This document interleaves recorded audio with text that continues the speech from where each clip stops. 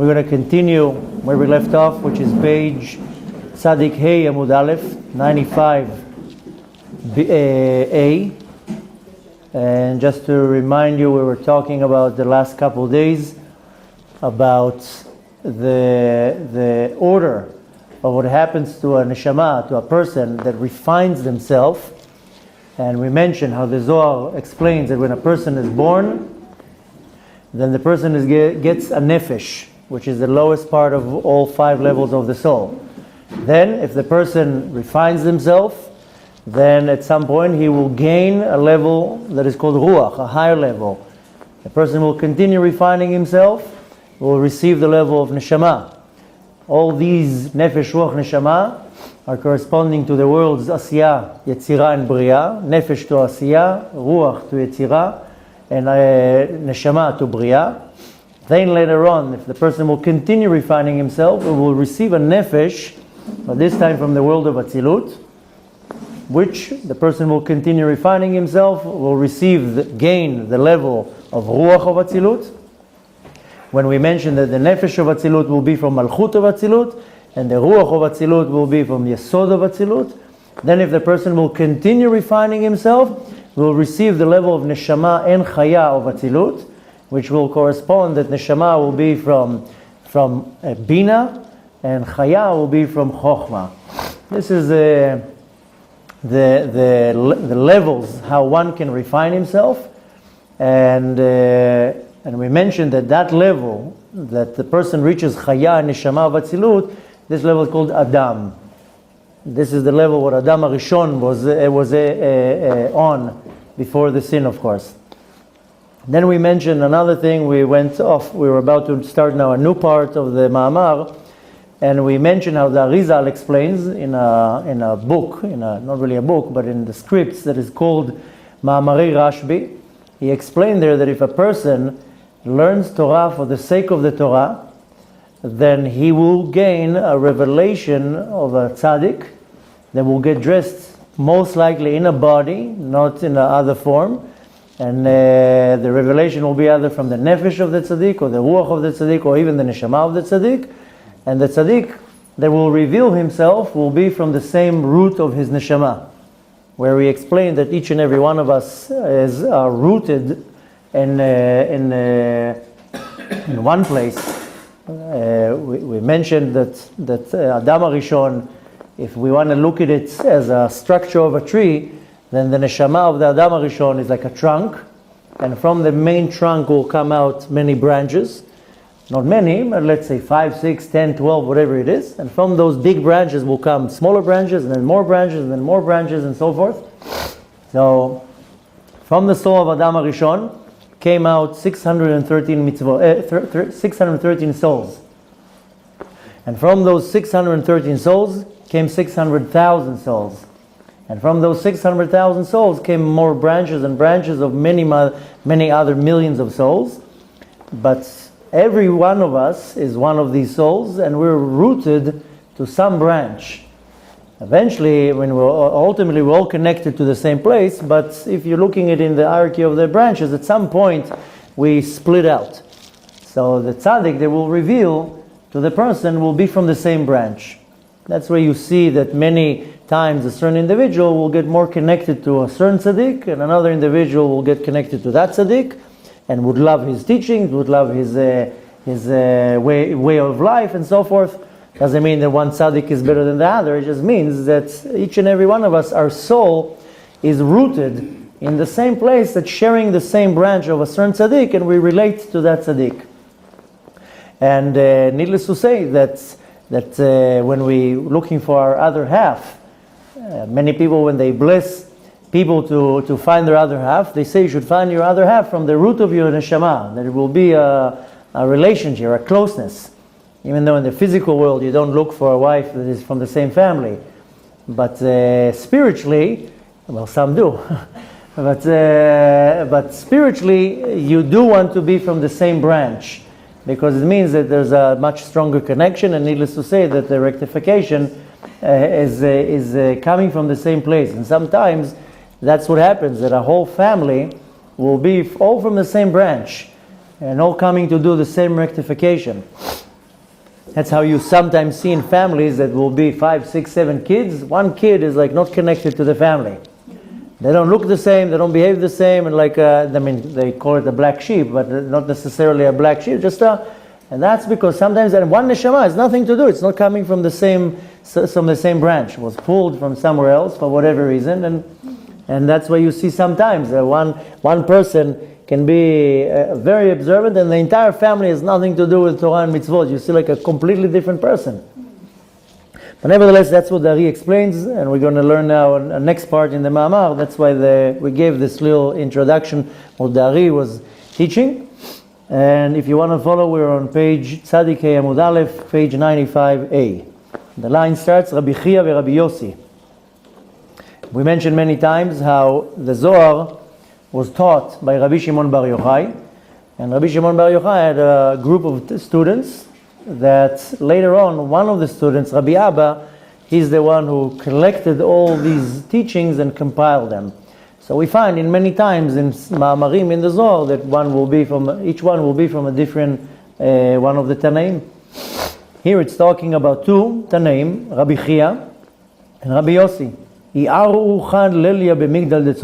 One time, these two rabbis, they met together one night in a tower that was found in a place called Tzor. Now we do know now a place that is called Tzor. I don't know if this is exactly where it's referring to, but about 50, 60 kilometers north from us is a place called Tzor. Maybe 80 kilometers, I didn't measure lately, but in Lebanon there's two very big cities, Tzor and Sidon. These are biblical cities, so I don't know if necessarily that's where they met. Could be, you never know where they were hanging out. We do know that they all lived up here in the north. Rabbi Akiva lived in a very long time of his life, he lived in Tveria, and we know that a lot of the Tanaim were around this area, especially we see that where they're all buried. So there's a very good chance that they did hang out in that place. Bechlal, we know that Eretz Israel doesn't stop where the border is right now. Eretz Israel goes all the way up to Turkey. And into Iraq and Jordan and Syria. So again, it doesn't necessarily mean that that's where they were, but it says in a place called Tzor. It'arachu taman v'chadu dabeda. They spent the night there in a hotel or something, and they were very happy to meet each other. Maybe they bumped into each other. Maybe it was planned ahead. But nevertheless, it says it'arachu taman. They both stayed there. They were happy to see each other. They were learning. It's not like now in our days the two friends meet, they go have a beer. They sat down, probably learned the deep secrets of the Torah, sharing with each other what they have learned, and so forth. Amar Rabbi Yossi. Rabbi Yossi told to Rabbi Chia, Kama chadena dechamena anpe shechinta. I am so happy that I have seen you. And seeing you is like seeing the face of the Shekhinah. That your face is like the face of the Shekhinah. The Shekhinah is the feminine aspect of the divine. Dehashta bechol archa, da itztarchana bechad sabataya. Why? Ki ata bechol haderech hazeh nitztarti bezaken. The whole way that I was in my path, I became very sad because I met this one old man who's a merchant. He how you say, ruined my mood. Dahava sha'il li. We're switching now to page, to the next page. Kol archa, the whole day, that old man kept asking me questions and riddles and all sorts of, sometimes you travel with somebody, the whole way they drive you nuts, asking like a bunch of questions. So, no chas v'shalom to offend anybody, but not too long ago, I was flying 11 hours to New York. Somebody sat next to me, he's like, do you mind if I ask you a question? And I'm like, I actually do. Oh, it's just a small question. Everybody has small questions. I never met anybody who has a big question. So on the way, I got on the plane and he came to me, he's like, you Rabbi Anava, right? And I'm like, yeah. He's like, I have a little question. I was like, good, we have 11 hours for you to bother me. So, and after a little question came another little question, and when he didn't understand the answer came another little question. So at the end of the flight I told him, I have a little question. He's like, what? I said, how come you measuring your questions with little, big? Just tell me you want to bother me for the 11 hours. So, and even the last time that we had 2 weeks ago when I went to New York, one woman also on the plane, she was like, "You Rabbi Anava?" And I'm like, "Yeah." She was like, "Oh, we're sharing the same flight." I told her, "What? I didn't notice. I haven't even noticed that we're both stuck on the same plane." So she was like, "Oh, I'm so happy. I have a few questions. Do you mind if during the flight I'll come and ask you a few questions?" And I'm like, "Sure, why not? After all, there's nothing else to do here." So then I told the stewardess, "You see that woman over there? Keep her away from me." So now I'm joking. She came in the middle and I was just pretending that I'm sleeping. Every time I saw that she's coming, I was like, yeah. Should hang on me a sign, "Do not disturb." But nevertheless, so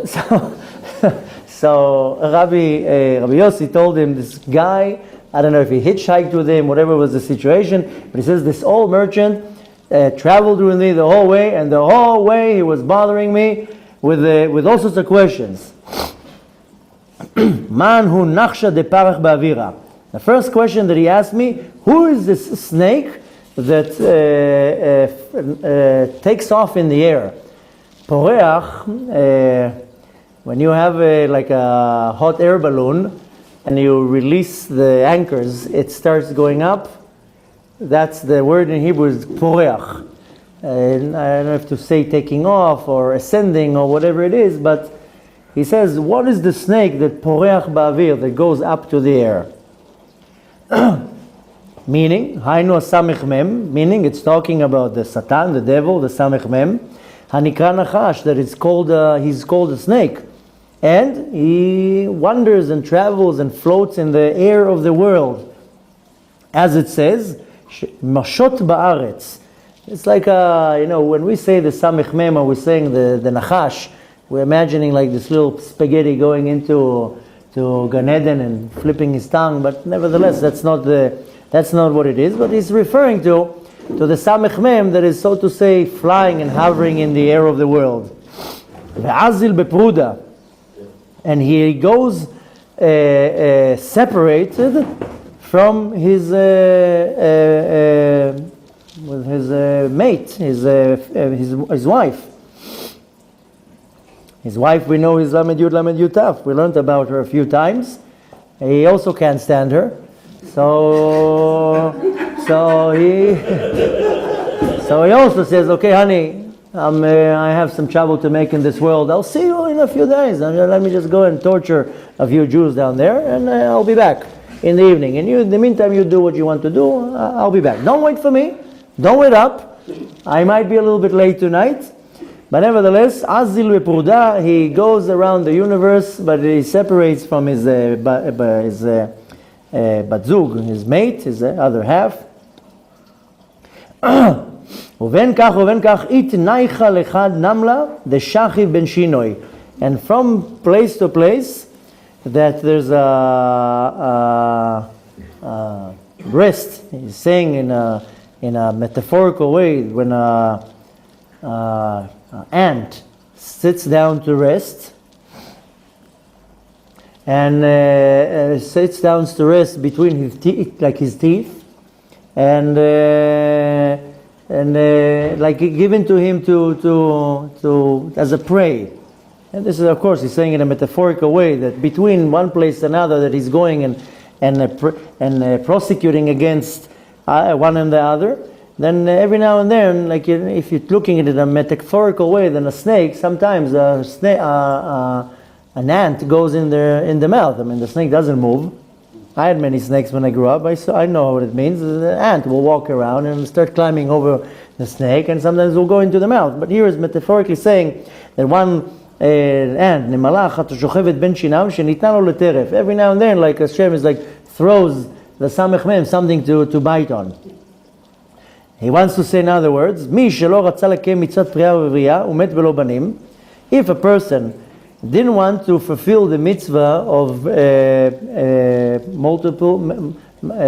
being fruitful and multiple, and died without kids. Some people, I think up until today, there's some people like that. They say, I don't want to have kids, I don't want to have responsibility. I'd rather be one night with this lady, another night with that lady, and the next night with this lady. I don't want to have kids. So a person that lives his life and doesn't have kids, and he dies without kids, he's given to the hands of the Samech Mem. Samech Mem is the Satan, the devil. והסמך מם על ידי שהולך בפירוד מבת זוגתו מפריח את הנשמה היא בידי מלאכי חבלה. The Samech Mem, since he's going around without his wife, he blows this neshama, this soul, up, so to say, in the air, and all these destructive angels, malachei Kabbalah, are like biting at it. And what they do, molichim otam midechi el dechi, like kind of playing frisbee with it and kicking it from side to side. So, sometimes there is a game like this, that somebody kicks the ball in the air, and then there's a game, let's see how many times the ball can go from one side to another without falling on the floor. And then I bump it to you, and you jump and you bump it this way, and the point is not to let the ball on the floor. So the Samech Mem does the same thing. He gets a soul as a prey and gives it a kick, and then all these angels, these destructive angels, come and they each one get a bite at it. And don't think that this is not happening to you, by the way, because when we go to sleep, our soul leaves our body. Now, if you went to sleep and you did tshuva, and you said Kriyat Shema Lamita, and assuming that the day before you go to sleep was somewhat normal, you didn't cheat too much, you didn't steal or lie or whatever sins that one can do, then the soul goes up to Shamayim very clearly. But if Chas v'Shalom, the person didn't do tshuva and they have a few sins on their agenda, then the second the soul comes out, then all these angels, they come and attack the soul. And in other words also, they're having fun with it, kicking it from side to side. Mainly they want to suck a little bit of Kedusha. We talked about it many times. It's called Yenika, in the Kabbalistic term, that these angels are sucking the holiness out from the neshama. That's why sometimes people wake up in the morning and they all deflated, or there's no energy. They wake up sad, depressed, or wake up in the morning, they right away, hit the snooze button, and I need to sleep another hour, because the soul is very weak. Didn't go to its place to get charged. Nevertheless, it says these malachei Kabbalah, these destructive angels, they're kicking it from side to side. אבל בין כך ובין כך הקדוש ברוך הוא מזמין לזו נשמה מקום מנוחה. But nevertheless, the Kadosh Baruch Hu will find a place for the soul to have some rest. מקום מנוחה על ידי אחי המת, המייבם את אשתו. How would that soul find a place of rest? That if his brother will come, marry his widow, the brother's widow, and will have with her kids. This is called yibum. If that's going to happen, then the soul of the man who didn't have kids will have a place to rest. Samech Mem, and then what happens? The Samech Mem, Shari b'chibura v'siyem b'pruda. He starts in a chibur with something that is united, but finishes with something that is separated. Kitchila hayu zun deklipa b'chibur abba. In the beginning, there was a connection of the female and the male. We're talking about the sfirot, but on the side of the klipa, in the connection of Abba, the mother and the father, of the side of the klipa. וכשננסרו לו נתחברו פנים בפנים, אלא נשארו בפירוד. And when they were, so to say, cuts separately, they got connected. Instead of getting connected face to face, they stayed separately. Take a short stop for a second to explain. The Arizal explains that in the Gate of Reincarnation. And if you attend the Tuesday classes, then last chapter, now we're in chapter 7, but in chapter 6, that's what he's talking about. That originally the souls were created back to back, like Adam and Chava. They were stitched together, but they're back to their back. And that's because all the souls, there's always a female part and a male part, but they were attached back to back. And then there was an angel that saw them, like sewed, how do you say, sawed, cut them, like a saw. That's the word he's using, ninseru, literally like a saw, and they were separated. And then the idea is to get them back together in unity, but face to face. Here he says the same idea, that the soul, when they started from the side of the klipa, the female and the male, back to back, then they got cut, but they don't get attached face to face, rather they end up being separated, which means two halves separated. This will explain many situations why we see many people in many generations, but especially in ours, that they can't find their other half. There's a lot of problems finding their other half. Now we continue. This is the first question that this old man, the passenger, drove Rabbi Yossi crazy. Who is this snake that is flying in the air? Now he asked him another question. Nishra deka mekanana beilan dahava. Who is this eagle that is just parked in the nest in a very, eagle, their nests are in a very, very high tree. They're very protective over the children, and they know that not a lot of predator birds can fly high, and definitely not animals. So they make their nests very, very high in the tree, and the eagle hovers around the nests constantly, just keeping their eyes open. This is called lekanen, that is not on the nest, rather hovering in the air, like a satellite, looking down, waiting for something to try to take the eggs or the little birds. So he says, who is this old man says, who is this eagle that is flying over the tree where the nest is? But he's flying over a tree that never existed. Kind of giving him all these riddles. Here when he said, when he says in the beginning that the old man asked him, he said, he asked me questions but like riddles. And riddle is, that my kids sometimes ask me these riddles, and I'm like, come on, just give me the answer. I don't know. All these weird riddles. If I'm white and I answer to this, and who am I? I don't like these riddles. Just give me a normal question.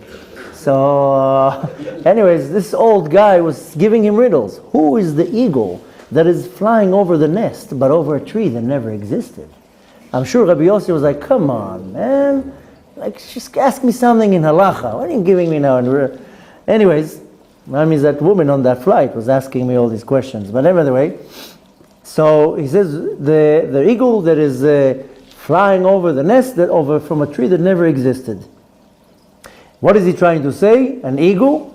The eagle hints al hayabam, the brother that comes to the widow. Shehu mekanen, that is kind of like flying over the nest. Ubal eshet achiv, and he goes to the wife of his brother. Sheino bat zugo, that it's not really his other half. He's just doing it as a favor to the brother. In some cases, I'm sure that the brother made sure that the first one somehow fell down and it was an accident. So, but nevertheless, even the Ari explains when it comes to this yibum. Ari is also talking about it in the Gates of Reincarnation, also in chapter 4, about the three types of reincarnations. And the first one is called Gilgul. Reincarnations is not the right word, but the first type is Gilgul. Gilgul is when a soul comes out of a body, a person dies, and the soul, so to say, makes like a Gilgul, a roly-poly, a somersault rolls into another body. This is what all of us are. This is called the Gilgul. Another one is called Yibum, which is when a man dies without kids, and if the brother comes on the wife, which is now the widow, and he will have kids, this is a type of a reincarnation. And then the other one is called impregnation, ibur. These are the three types how a soul can come into a body. But nevertheless, here he's saying that the brother that died, now he left a widow, his brother will come and marry her and have kids with her. This is hinting to the eagle that is flying over the nest of a tree that never existed. B'noi it gazlul velav min biryan. His sons were taken from him, but not from any creation, from any man. Saying in other words, the sons that he had from the widowed wife of his brother, they were taken from him because they were called after the brother that died. It's not really his kids. He just did that, so to say, as helping his brother. So these kids are not considered him. If brother A passed away, then the wife of brother A is a widow. Brother B comes on the widow and marries her, have kids with her. The kids of brother B, they're not considered brother B's kids. They're considered the one who died, brother A's kids. So it says here, the kids were taken from him. Isn't often the brother himself as the Google? That we don't know. This happens sometimes that the deceased brother will come as a reincarnation. But again, there's no black and white. There's not always the case. But really, the kids are belonging now to brother number B, and they're not considered that they were taken from him. Why they're called that they were taken? Because they were created in a place that they weren't supposed to be created. Saying in other words, they got born from the brother of the wife of the brother that was not supposed to be his other half. We're talking about brother number B. Okay, this is the second question that the annoying old man was asking. Now he had another question. Kad salkin nachatin. When a person dies from this world, dies and leaves from this world, and this person didn't have kids when he died, מורידים אותם לאחת מן השבע ארצות הנקראות אדמה. They're taking that soul that left the world without kids, and they're taking that soul down to one of the seven aratzot, I can't say really countries, but one of, let's just for the sake now of the translation, we'll say one of the seven countries that are called Adama. Adama is afar, it's ashes, it's earth. There are many, like the same way that we know that there are seven firmaments in the world above, there's also seven on the other side, going down, and it's called Adama. In English you would say land, but it's not really the right way to explain it. Lower than planet Earth? Lower than the surface that what we are on.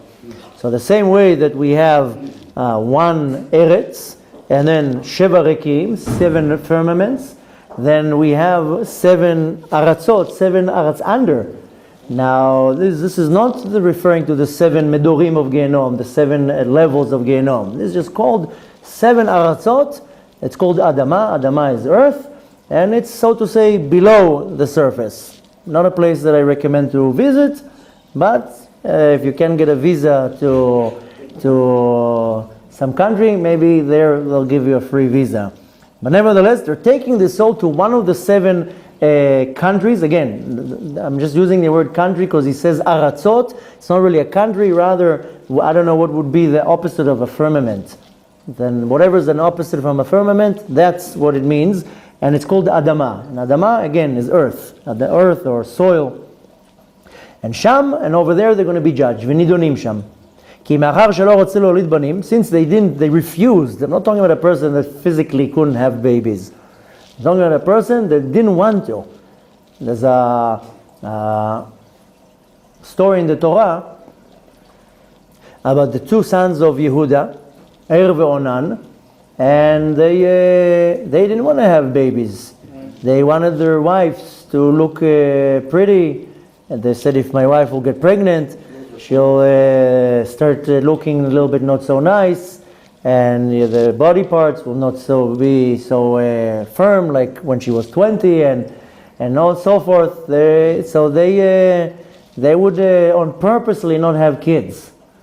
That's where we learn the severity of the sin of when a man does whatever he does, not for the sake of procreating. And first was Er, and after that was Onan, and they said they would damage their sperm, their seed, just for the wife not to get pregnant. So this is a severe sin, because Hashem told you, I'm giving you the power of being fruitful and multiply. You're not supposed to take this power and do whatever you want with it. You have to use it for holiness. You use it for the wrong side, then we talked about it 2 months ago when we learned what happens when Lamed Yud Taf, the wife of the Samech Mem, what she does, she takes the sperm and she gets herself pregnant, brings demons into the world. Anyways, these specific people that didn't want to have kids and they were damaging their sperm, so to say, then they go down to one of these 7 levels and they judge them there. Since they didn't want to bring kids to the world, they're taking down, and what happens then? They're taking them down to these levels. They're taking the sperm that lo alenu went to the wrong place, and because with that sperm they're using to birth demons and spirits, evil spirits.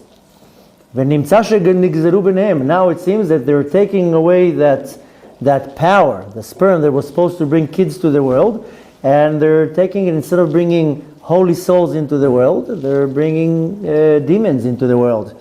If you remember, we mentioned that when the husband and wife are together during the week, they will pull down a soul from either the world of Asiyah, Yetzirah, or Bria, but it comes from a holy place.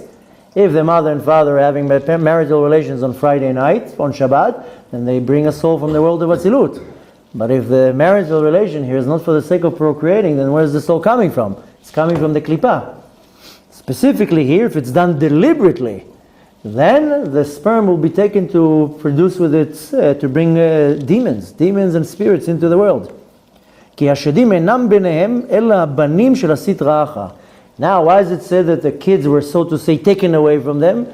Because it's coming from the Sitra Acha, from the other side of holiness, these demons.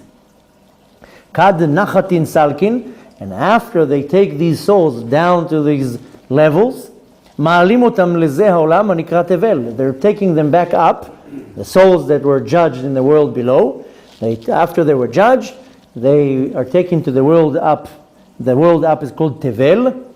ואחר כך שוב מורידים אותם לאדמה, and then they take them again down into the ground.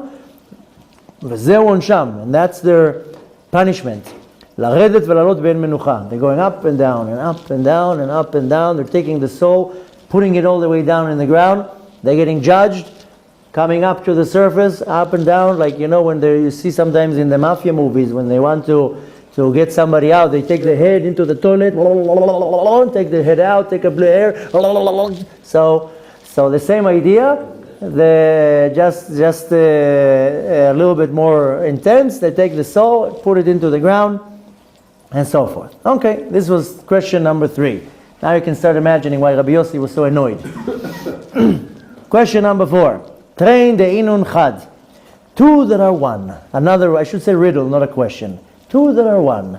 Wants to say, in other words, 2 bodies that is one body of a dead person and one body of the Yabama, the woman who got pregnant from brother B. They're one soul. V'chad de'inun tlata, and one of them, and one that is 3. Saying, in other words, the son of the woman who was the widow, he has in him 3 spirits, 3 ruchot. I mean, we're talking about not spirits like evil spirits. I'm talking here, we have a nefesh ruach and the neshama. So the child now that is born from the marital relations of the widow and brother number B, or brother B, now comes a child out of that. This child will have 3 ruchot, 3 levels, 3 times the level ruach. The first ruach is the brother B, the father. Shehu levush lenishmato chadasha, and that's the garment of the new soul for the child. The second ruach, neshama chadasha, it's a new soul that they're giving to, that Hashem gives the child. And the third one, ruach ha'ikari, that's the main ruach, shel aviv hamet, shel the father who died. Like you said before, Chaim, the reincarnation of the father. Chaim, you listening? That the father, what you're saying, it's not a full reincarnation of the father, rather the ruach of the father, that's the main part of the ruach. The father that died, of course, that's brother A. That up until that point, the ruach of the father was in kafakela. Kafakela is a certain punishment that the soul of a wicked person gets, exactly how it sounds. Kafakela is a slingshot. And they take the soul, a few angels on this side, a few angels on that side, and they stretch it like a slingshot, and they let the soul go, and the soul flows flying over the universe, And then on the other side, they're catching it and doing the same thing, and they're throwing the soul from side to side, which brings a lot of torture to the soul, going from side to side. I mean, it talks about it many times in the Gemara about Kaf HaKela. It's not like a day in Disneyland that, like some people say, oh, it sounds nice, throwing. There is such a thing in I think in Wonderland or Disneyland, this type of how do you call them? The rides. There's amusement rides there. I was on something like this once, that they stretch you and they let go and you're flying. So a lot of people, they do bungee from top to bottom. And if you ever did bungee, it's pretty fun. But nevertheless, now they have another type of bungee that they shoot you like a slingshot. And you go flying and then you start hanging. So this is fun maybe in this world. But it's not fun in the world above. Or one should say in the world below. But nevertheless, so from this unity comes a child. The child will have three ruchot. One from the brother B, so to say the father, the physical father. One ruach from the Kadosh Baruch Hu that gives him, and another ruach comes from the original father that didn't have a child. That's why it's so important to do this act of yibum, because the father of the child, the original one, brother A, is sitting in Kaf HaKela right now. Kaf HaKela is not Genom. Genom is there is a defined time how much the soul will be there. Kaf HaKela, there's no time. If Chas v'Shalom a soul comes to Kaf HaKela, it will be tortured there till it's time to take it out. If you go there, I'm sure there's a long line. You'll see there Hitler, Rimach Shimo, and Yashka, and all sorts of, a whole line of their swinging them from side to side. So they're taking numbers there. But nevertheless, this is question number 4. Riddle number 4. Now, riddle number 5. Baruch Hashem, there's not many more riddles. That way, Rabbi Yossi would probably go to a mental institute with all these riddles. Only 5. Okay. Mahu ulemta shapirta veletla ainin. Who is the woman, the beautiful woman that doesn't have eyes? At this point, Rabbi Yossi was like, come on, cut it out. Who is the woman, the beautiful woman that doesn't have eyes? He wants to say, the Partzuf of Rachel. We mentioned that in the teachings of Kabbalah, the Sfirot of Bina and Malchut correspond to Rachel and Leah. Leah is called Ima Ila'a, a higher level mother. This is Bina. And Rachel is Ima Tata, a lower level mother, and that's Malchut. And the Sfirot in the world above, in the world of Atzilut, when they are united, they're called Partzufim. So he says, in other words, who is this beautiful woman that doesn't have eyes? This is the face of Rachel. As it says, שכתוב, ורחל הייתה יפת תואר, ויפת מראה. It says about Rachel, when Yaakov Avinu went to the well, he saw Rachel there, and there was background music of Julio Iglesias, and like, and Yaakov looked at her, and Rachel looked at him, and there was love at first sight. They were running towards each other, and it's unbelievable. That's where Hollywood gets all their ideas. So it says that Rachel was Yafat Toar. She was gorgeous, beautiful, and Yafat Mar'eh. Her Toar means that their midot, she was very refined, and Yafat Mar'eh, she was also beautiful. Could have taken to Miss Universe. But it doesn't say anything about her eyes. On Leah, it says that she had soft eyes. So, לא נזכר בעיניים בתורה. It doesn't say that she had eyes in the Torah. והעניין שאין לרחל, this is, okay, again, metaphorically speaking, that she didn't have eyes. רק ה' גדולות שהם ה' הוויות שהם ג' עין. This is already a more Kabbalistic explanation that she had 3 Heim, the letter He, that she basically had 3 He's, which is referring to 5 Havayot. The last He of the word of Yud Kei Vav Kei is referring to the 5 articulations that we have. It's called He Havayot. And En la Hachet shegam He Havayot. Anyways, this is just an interpretation that will just get us a little bit more confused. But nevertheless, it's referring to the beautiful woman without eyes, it's referring to Rachel. Vegufa timira, but she has a hidden body, meaning that you see just a face, a beautiful face, missing eyes, and there's no body. Saying another word, guf partzufa hu tamun beyom ba'olam hatzilut. The face of Rachel is showing, but the body of Rachel is, so to say, concealed into the world of Atzilot. Ve'itgalya, and it reveals itself in the world of Bria, but only at nights. After that, he continues, he says, Ihi nafkat betzafra, in the morning, she goes out from the world of Bria, she goes out and goes up from the world of Bria, back to the world of Atzilut, ve'itkasiyat bimama, and he gets covered again in the day of Atzilut. I don't know if you remember, again, about a month and a half ago, we learned I remind you when I was asking you at the time how many hours we have during the day. And everybody failed the question and said 24. And the answer was no, there's only 12 hours in the day. And there's 12 hours in the night. But if you remember, when we learned about that, if you remember, we explained how in the 12 hours of the day, there are 12 combinations of the name of Yud Kei Vav Kei. Every hour is a different combinations of the letters. And the 12 hours at night, there are 12 combinations of the name of Hashem, Aleph, Dalet, Nun, Yud. And that's when we, if you remember, learned, now is going back to the same idea, that during the night, the Shekhinah goes down to the world of Bria, and only after that it goes back again in the morning to the world of Atzilut. Same thing here is referring to Rachel, that during the day, during the night, it goes down, her body goes into the world of Bria, and in the morning goes up from the world of Bria into the world of Atzilut and gets covered there.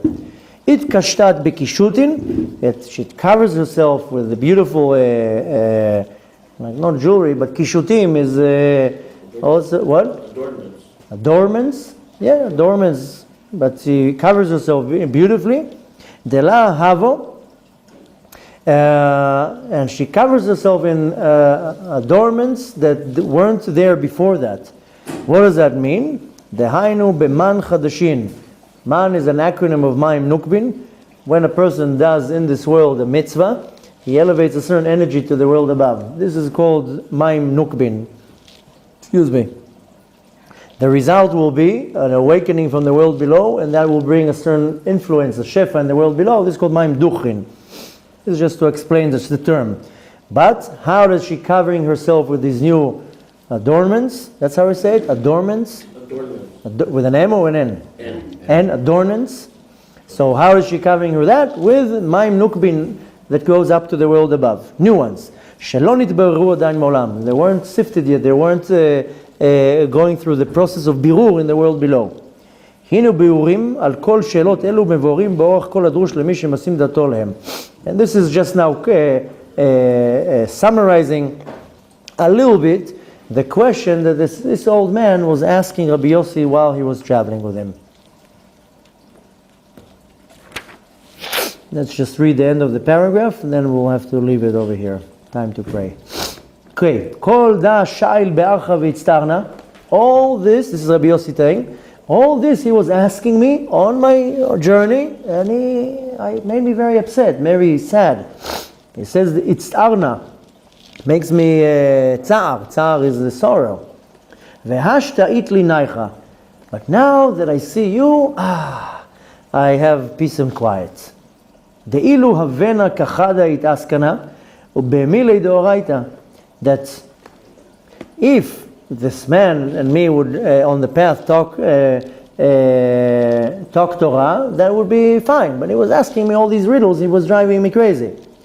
Ma dehavenan be'milin acharin in deho. But on the other hand, instead of me dealing with him with Torah, he was dealing with me with the topics from Tohu, things that are from the world above. They were just there's no point to deal with them. Why are you asking me all these weird questions? Let's talk about Torah. And he tells Rabbi Chia, if I was talking divrei Torah, that would have been enough. That would be good. But the guy was talking about things of Tohu. והנה רבי חייא השכיל בשאלות ובחידות אלו, and Rabbi Chia had the answer to all these riddles. So Rabbi Yossi was like, oh, finally I get the answer. I didn't know what to answer this guy. Rabbi Chia knew all these answers, that they are hidden in very concealed and secret places. Therefore, Amar Rabbi Chia asked Rabbi Yossi, Ve'ahu Saba Taiha Yedat Beklum, that merchant, and he calls him also Saba, meaning that maybe it's the Saba that came to Rabbi Shimon Bar Yochai. Do you know who he is? Do you know what's his essence, this old man, the merchant that you're calling him annoying? Amar le, I told him, Yadana delet mamashu b'miloi. I know that there's nothing really. I thought he's just some, hitchhiker. I don't know, a merchant. I didn't know that there's something there. If it was such a high soul, if he would know something, why is he asking me? Let him open the Torah and read it himself. And he wouldn't go on the path, the journey with me, and without question, without answers, and drive me crazy. Amar Rabbi Chia told to Rabbi Yossi, Ve'ahu taya it hacha. This merchant, is he still here? Because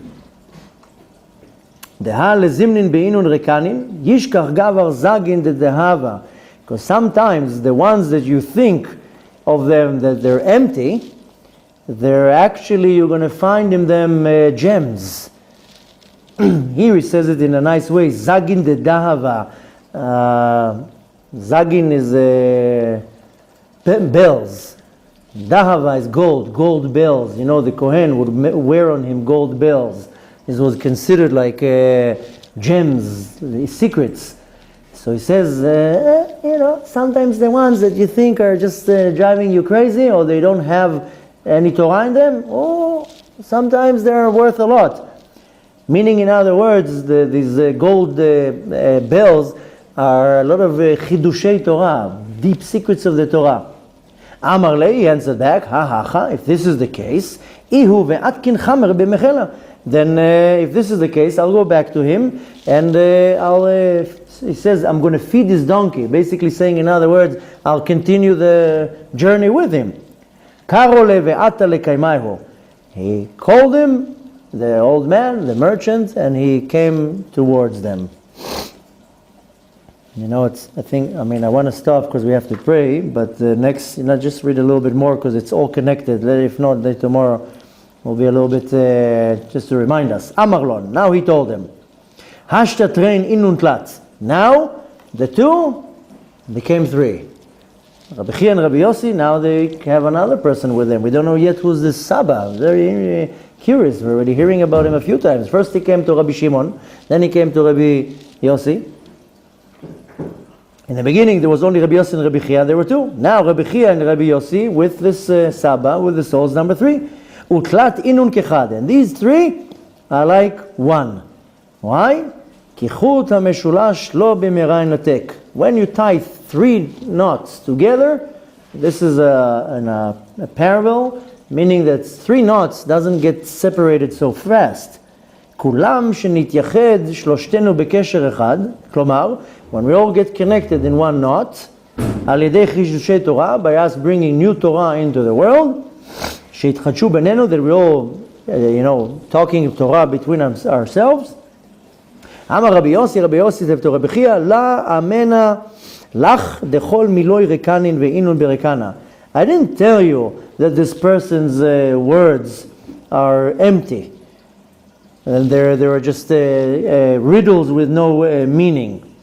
Yativ kaimahu. Basically saying, I didn't tell you that all his things were empty. Lerek ki kol davar v'chidot she'en b'hem mimush, because there were so riddles with no something to hold. I didn't understand what he's even trying to tell me. Yativ kaimau. Now this Saba sat in front of them. I think we'll stop here.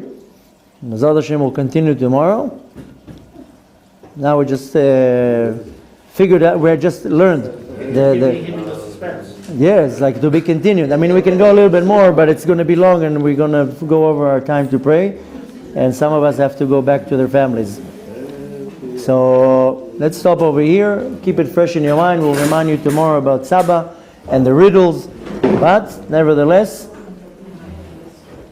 tomorrow we'll find out a little bit more about what he has to say. רבי חנניה בן הקשה אומר, רצה הקדוש ברוך הוא לזכות את ישראל, לפיכך הרבה להם תורה ומצוות שנאמר, אדוני חפץ למען צדקו יגדיל תורה ויאדיר.